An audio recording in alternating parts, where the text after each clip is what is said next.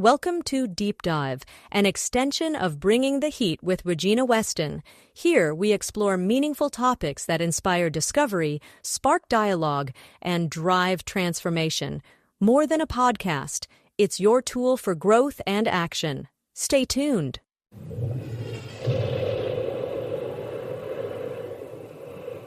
Welcome to another Deep Dive. Today, we're going to be talking about something I think everyone's experienced at some point in their lives, toxic relationships.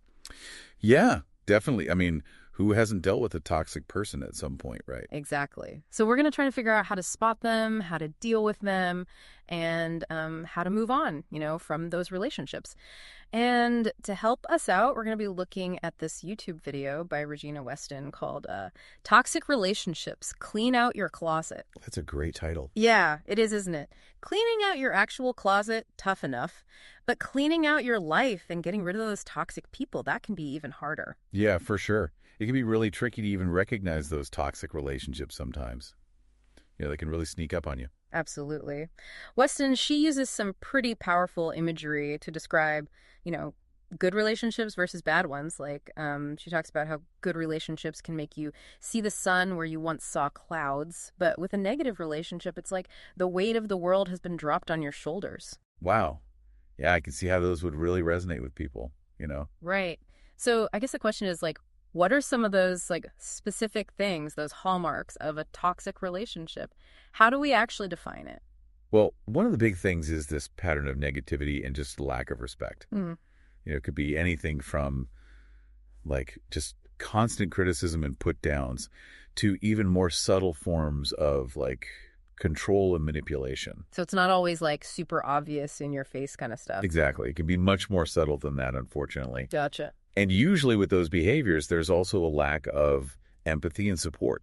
You might start to feel like your needs or your feelings are constantly being dismissed. Oh, for sure. And I remember Weston talks about this difference between cheerleaders and people who just rain on your parade. Right. It's such a good analogy. Yeah. How does that fit into the whole toxic relationships thing? Well, it speaks to the impact that those relationships have on our goals and aspirations, Oh. Like a cheerleader, they're the ones who are going to support and encourage you to reach for your dreams. But then you have those other people who just constantly undermine you, bring you down. Those are the ones who rain on your parade. It's almost like they're threatened by your success. Yeah, sometimes it can definitely feel that way. And in a truly toxic relationship, you might find yourself walking on eggshells all the time, afraid to be yourself, afraid to pursue what you're passionate about because you're worried about how the other person's going to react. That is such a good point. It's not just about the actual words they say. It's that whole emotional impact, that constant feeling of being judged. Exactly. And over time, that takes a real toll on your self-esteem. Yeah. Start to question your own worth. Yeah, totally. So how do we start to address this? Because Weston gives this idea of putting that negativity in the box to the left. What does that even mean? Well, it's a powerful visual, isn't it? Yeah. It's about recognizing that you have the power to choose who you let into your life, who you let influence you. It's about setting boundaries and protecting yourself from those who constantly bring you down. Okay, but setting boundaries, that's way easier said than done, right? Especially if you're someone who tends to put other people's needs before your own. Where do you even start? Weston emphasizes starting with self-awareness. Recognizing those patterns of toxic behavior, that's the first step. So paying attention to how certain interactions make you feel. Exactly. Identifying those red flags. Does this person constantly make you feel drained, anxious, inadequate? Do they always criticize you or belittle you? Are they always trying to control your decisions? If the answer is yes to any of those, there's a good chance something's not right. It's about trusting your gut, right? If something feels off, it probably is. Exactly. And once you start to see those patterns, you can start setting some clear boundaries. It might mean limiting contact with certain people. It might mean being more assertive about your needs. Or it might even mean, walking away from the relationship entirely. That last one, that's got to be tough, especially if it's family or friends you've known for a long time. It definitely is. But Weston really stresses that putting your own well-being first, that's not selfish. It's essential. It's about recognizing that you deserve to be treated with respect and to have relationships that actually make you feel good, that build you up. Exactly. Okay, so what about those situations where you can't just walk away easily? Like, what if it's happening at work? You can't just quit your job every time a coworker is annoying. That's a great question. Because toxic relationships, they can definitely pop up in professional settings too. And figuring out how to deal with them in those environments, well, that adds a whole other layer of complexity. So how do we apply, Weston's ideas to that situation? That's something I think we need to dive into a bit deeper. Okay, so stay tuned. We'll be back after the break to explore how to deal with those tricky situations and create a more positive and empowering work environment. Sounds good. So, before the break, we were talking about those situations where you can't just easily walk away from a toxic relationship, like in the workplace. Right, because it's not like you can just quit every time a coworker's being difficult. Right, exactly. There's a whole other level of complexity Yeah. when it's a professional setting, with power dynamics and everything. Sure. So how do we take Weston's advice? All the stuff about putting negativity in a box to the left. How does that apply to a situation with, say, like a toxic boss? Well, it's interesting because in the video, Weston doesn't really get into workplace dynamics specifically. Right. But the idea behind that analogy, it's still relevant, I think. Yeah. It's about shifting your mindset. It's less about literally packing up your boss and more about how you approach the situation. Okay, yeah, I get that. But practically speaking, how do you set those boundaries, with someone who has authority over you? Without risking your job, of course. Right. Yeah, that's the key thing. Yeah. You definitely don't want to do anything rash. Right. But clear communication is a good place to start. But you've got to do it in a way that's professional. Okay. So instead of, directly accusing your boss of being toxic, focus on specific behaviors. Mm-hmm. Explain how those behaviors are impacting your work. So, give me an example, because I'm not really picturing it. Okay, so let's say your boss is always interrupting you during meetings, right? Uh-huh. Instead of being like, you always cut me off, you could try something like, I've noticed that I often get interrupted when I'm trying to share my ideas. Yeah. Would it be possible to make sure everyone has a chance to fully contribute? Ooh, that's good. So you're not attacking them, you're just pointing out the problem. Exactly. And you're framing it in terms of how it's affecting the team's effectiveness. Yeah. But if you do try to communicate and the behavior doesn't change, well, then it might be time to start documenting things. Documenting? Keeping a journal. What do you mean? Yeah, basically keep a record of those specific incidents, like dates and times, what happened, and if there were any witnesses, include that too. I don't know. That seems kind of, I don't know, a little sneaky, doesn't it? It might feel that way, but it's really about protecting yourself. Okay. If you ever need to involve HR or go to higher management, having that documentation can be really important. So it's more about having your back covered if things get really bad. Yeah, exactly. And it's a good reminder that you do have rights as an employee. You don't have to just put up with a hostile work environment or anything like that. Right. That makes sense. It's interesting because Weston also talks about understanding where that toxic behavior comes from. Do you think that's relevant in the workplace too? Oh, definitely.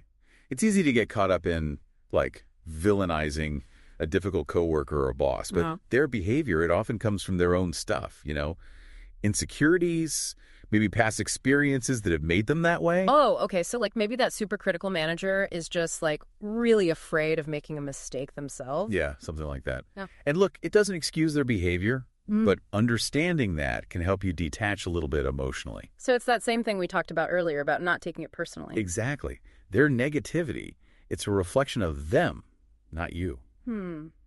It's funny because when you think about it that way, it kind of takes their power away a little bit. It does, doesn't it? It's really empowering because it helps you realize that you can't control their actions, but you can control your own reactions. So even if you can't change the entire workplace culture, you can change how you respond to it.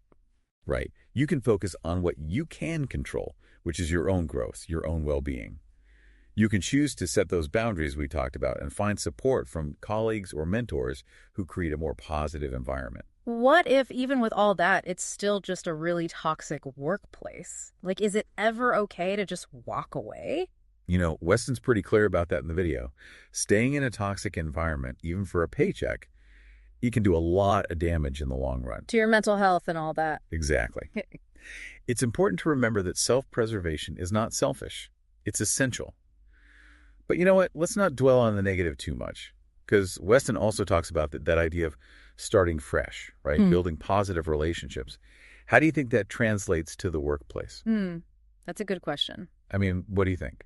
Well, I guess it would be about being proactive, like Yeah. finding those coworkers who are supportive and encouraging, and even looking for mentors who can offer guidance and help you grow. Yeah, I think that's a great point. Even if the overall workplace culture isn't ideal, you can still create those little pockets of positivity for yourself. And maybe even inspire others to do the same, right? Absolutely. It might take a little extra effort, but it's worth it. Yeah, it's like we were saying before, focusing on what you can control. So this has been really interesting, thinking about how all this stuff about toxic relationships applies to our work lives. But there's one thing from the video that really stuck with me. What really resonated with me was Weston's idea that, like, even after you've identified the toxic relationships, like you've mentally put them in that box to the left, there's still this whole other piece, right? Yeah, absolutely. Like, Yeah. okay, you've cleared out the negativity, now what? Exactly. What do you fill that space with? How do you actually create that ocean of positives that she talks about? I think it starts with being really mindful, intentional about who you let into your life from this point forward. So it's not just about getting rid of the bad, it's also about, like, actively seeking out the good. Exactly. And remember that checklist we were talking about before. For those qualities you want in your relationships, well, now's the time to actually use it. So, like, are they supportive? Are they empathetic? Do they challenge you to grow in a positive way? Yeah, all of that. It's about recognizing your worth and what you deserve in those connections. And I think it applies to all kinds of relationships, not just romantic ones. Right, like friends, family, even colleagues at work. Absolutely. And speaking of boundaries, we talked a lot about setting boundaries with toxic people. But do you think boundaries are important even in healthy relationships? That's an interesting question. What do you think? I think they're crucial. Honestly, even more so in those healthy relationships. Really? Why is that? Because boundaries aren't about, like, shutting people out or building walls. They're about communication and respect. So, like, letting people know what you need, what your expectations are. Yeah, and making sure those needs are respected. And it's a two-way street, right?